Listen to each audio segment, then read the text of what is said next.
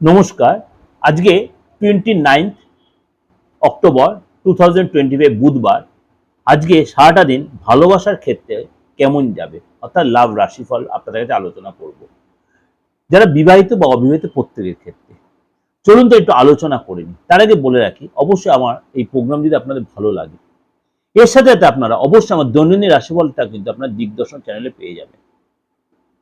লাভ রাশিফলের সাথে দৈনন্দিন রাশিফল দিগদর্শন চ্যানেলে আপনারা পেয়ে যাবেন, সেখানে আপনি সার্চ করলে দেখতে পারেন।